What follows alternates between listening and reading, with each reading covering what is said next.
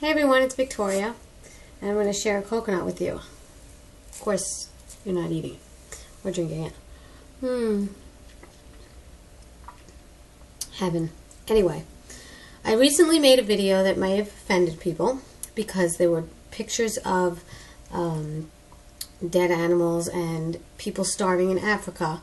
And my point was to get through to people, if they watch the rest of the video, they can see that there was a message there that if you were to go vegan and stop eating meat, you could actually save the world.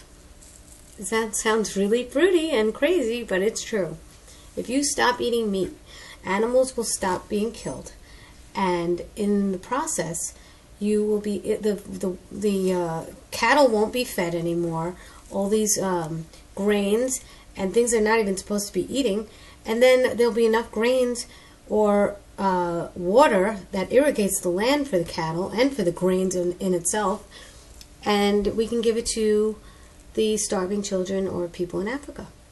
All right, that's first off. Secondly, when you see images of animals dead or being tortured or slaughtered, I know it takes a long time sometimes for your head to get wrapped around the idea of you stop eating meat and chicken and things that you really love and that you were brought up with. I get it. I loved eating meat. I was upset also that I didn't get a chance to enjoy my meat for the rest of my days, And it wasn't even enough that my father died of heart disease. I mean, that didn't even do it for me. That was just a little piece of it. But then things start coming together. The more you know, the more you keep seeing. And that's why I put that video out there, because some people really don't know. And some people need a wake-up call, over and over and over again. I know I did. My husband urged me for 10 years. He tried to get me to be vegan. And I wouldn't do it. I mean, I resisted it. Actually, I wanted meat more because he kept telling me to do it.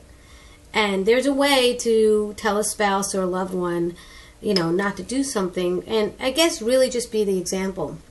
I really resisted him, and I was upset.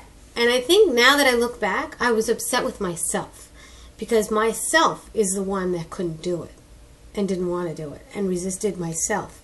So I could blame him all I want. He was just the messenger. So don't kill the messenger. That's what I'm saying. I mean, the holy Moses also had a hard time when he came back with the 10 Commandments, and Noah also had a hard time telling everybody to get into the ark. There's going to be a flood.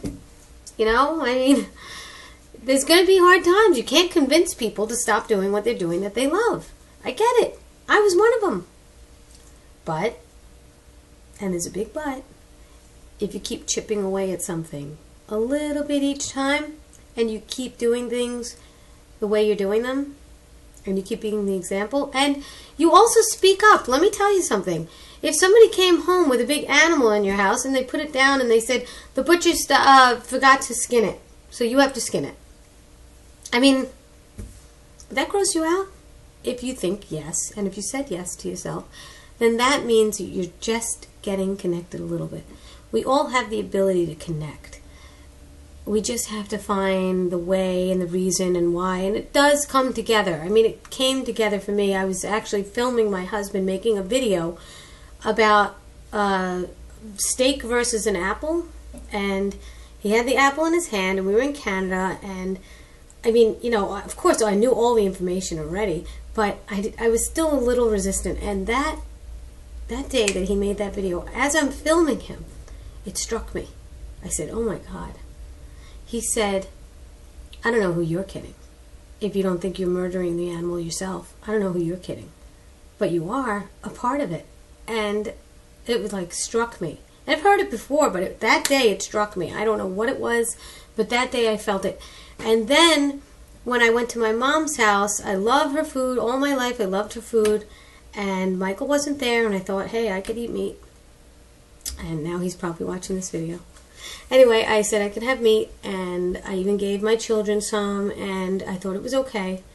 And then I my eyes just rolled over the table, over the brown stuff, and it like kind of like gazed through it, and you know, I looked at the green stuff, all the stuff that was alive, because I was so used to eating so much fruit and vegetable that all of a sudden my eyes just looked towards the green, the living stuff. I didn't want anything dead or brown.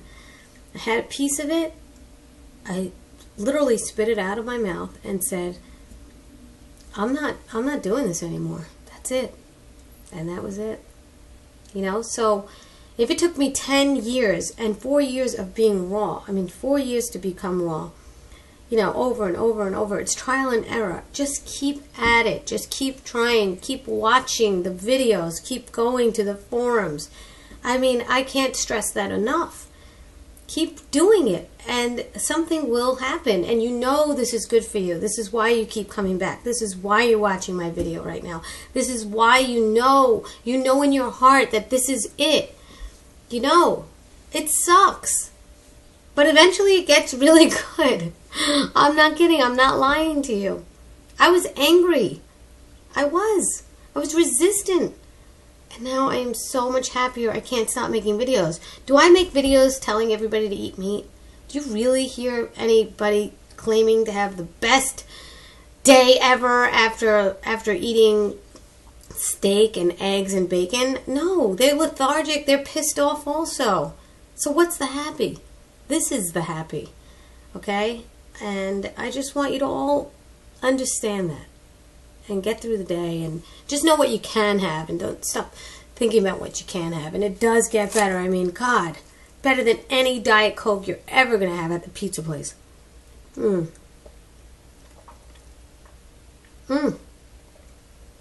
Get your hands on a coconut. Oh, you're just going to love it. Promise. Bye.